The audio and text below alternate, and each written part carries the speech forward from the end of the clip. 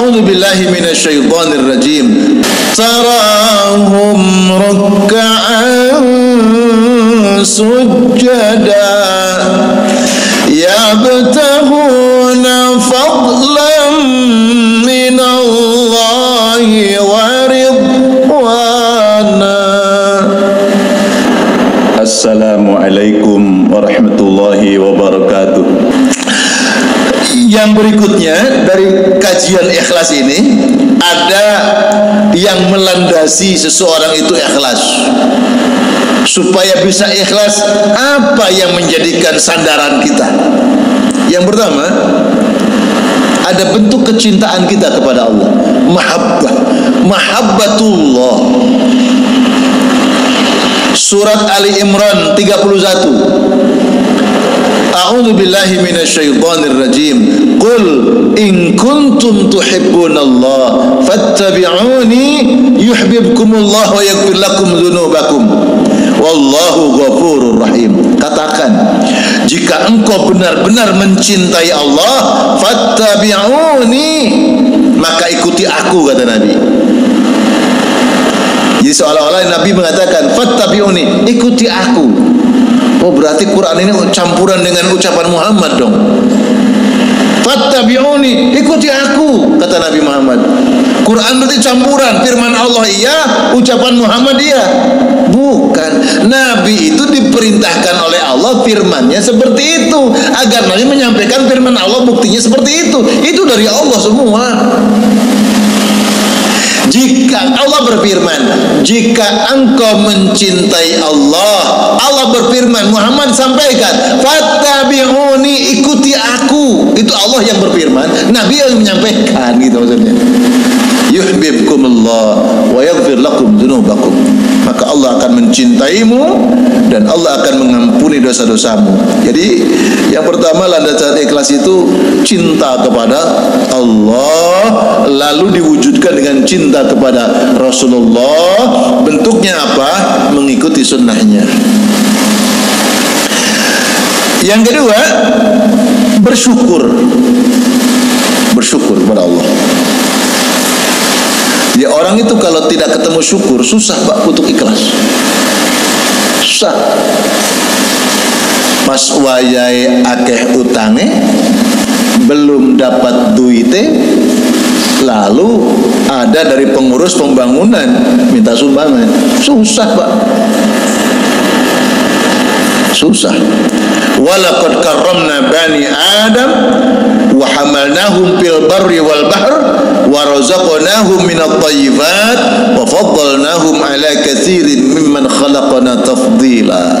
Surat Al-Isra ayat 70. Jadi orang itu kalau tidak ketemu syukur, sulit Pak bisa ikhlas. Susah.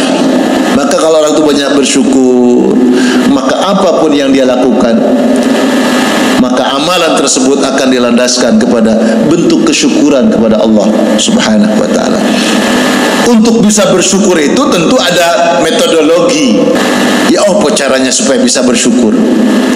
Maka dijelaskan ada dua hal.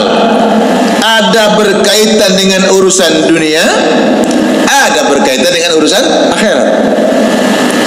Kalau untuk urusan dunia, lihatnya ke bawah.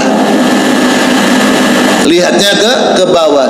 Kita alhamdulillah punya rumah, masih banyak orang yang masih ngontrak misalkan. Bahkan masih banyak orang tidurnya di kolong jembatan.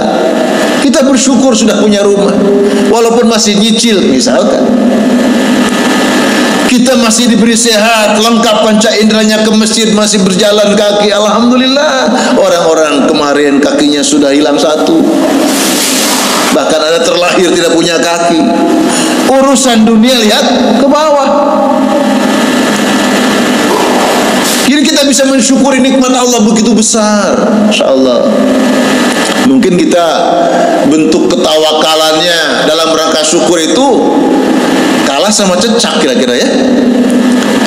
Cecak itu makanannya yang terbang, cecak sendiri nggak bisa terbang.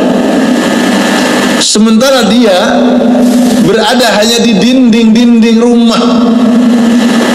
makanannya terbang.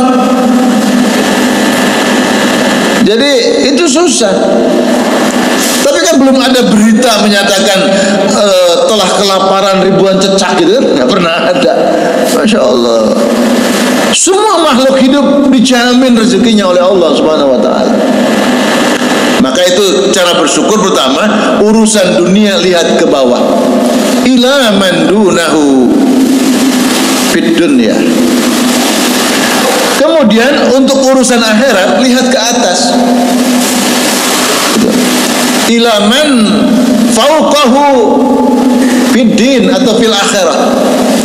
Melihat urusan akhirat ke atas. Masya Allah.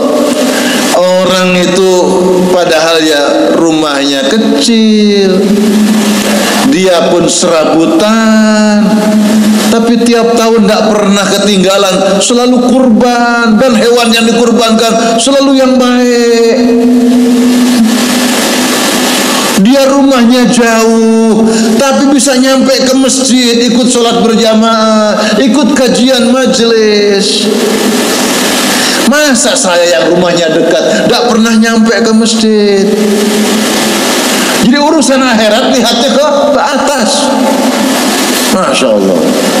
Sehingga kita bisa bersyukur kepada Allah Subhanahu Wa Taala. Lalu berikutnya adalah ikhlas itu berkaitan dengan seseorang yang tidak pernah, apa kita katakannya, kita sering tidak puas apa yang diberikan oleh Allah.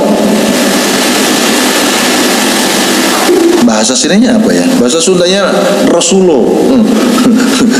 Saya loh sudah berusaha sebaik-baiknya, masa saya tidak dianggap? Jadi protes. Orang yang tidak pernah protes dengan ketentuan Allah, makanya bisa ikhlas. Ya Allah. Makanya bahasa agama kita, apapun yang datang dari Allah, apapun yang dibawa oleh Rasulullah, tidak ada bahasa lain kecuali mengatakan qalu sami'na wa ata'na. Kami dengar ya Allah, kami taat. Kenapa? Karena orang mukmin punya rumus. Semua apa yang datang dari Allah, semua apa yang dibawa oleh Rasulullah, pasti itu yang terbaik bagi kehidupan kita, dunia dan akhirat kita. Nah, para jamaah yang dimuliakan oleh Allah Subhanahu Wa Taala, lalu berikutnya adalah seseorang mendorong untuk ikhlas itu apa? Tidak mencari sesuatu yang dia tuju kecuali keridhaan dari Allah Subhanahu Wa Taala. Tarahum ruk'an sujada yabtahuna fadlan min Allah wa ridwana.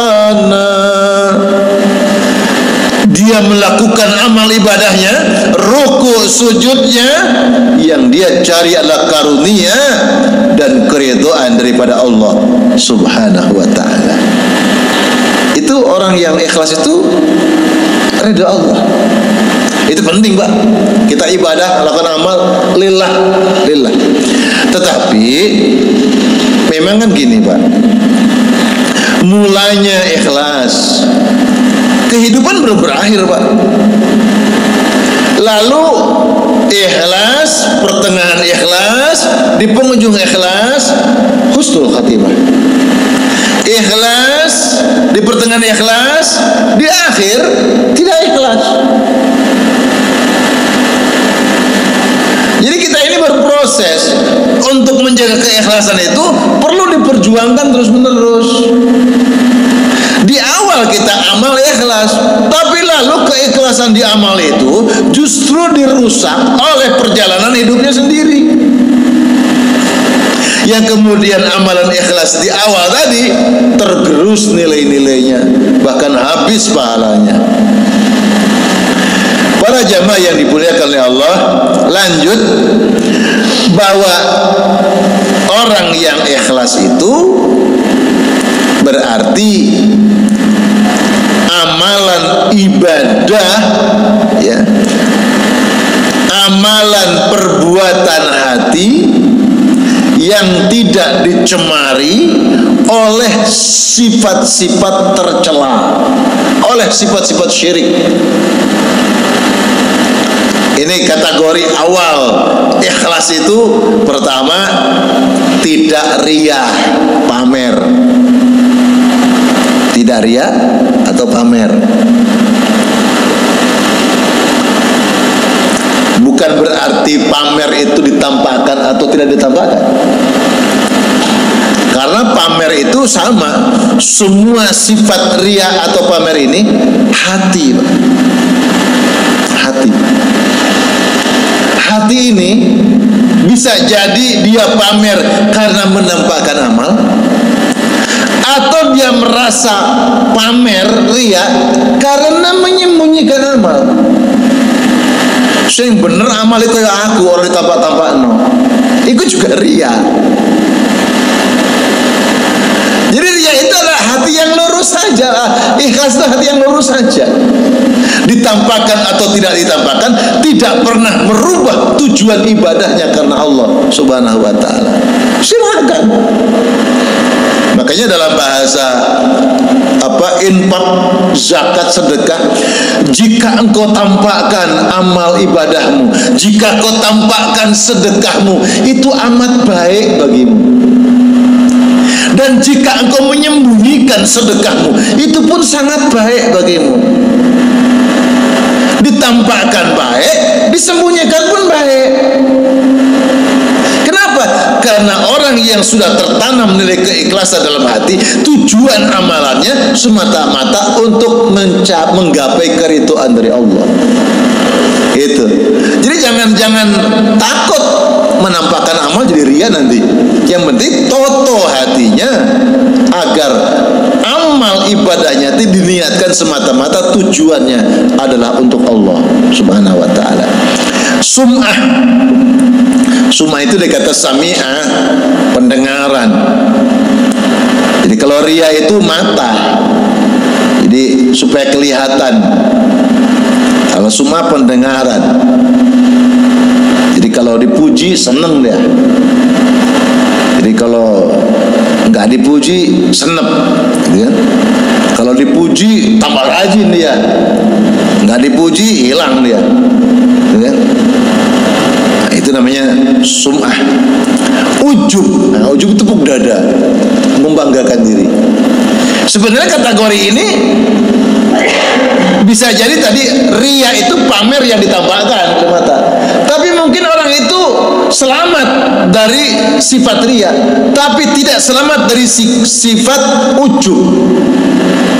Sing bener kaya aku iki. Nah, tidak riya memang, tapi ujub. Nah, ini hati-hati, Pak. Lalu berikutnya, ini kan perbandingan.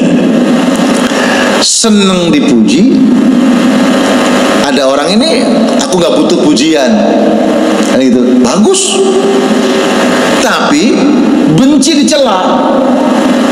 Nggak dipuji nggak apa-apa, tapi jangan mencela. Ada orang itu. Orang yang lillah dipuji tidak menambah dia berbangga, dicela dia tidak menjadikan sakit hati. Kira-kira kita kan punya kelebihan kekurangan, Pak, bisa berkaca gitu. Ada orang itu senang dipuji, tapi kalau dicela sabar bisa sabar.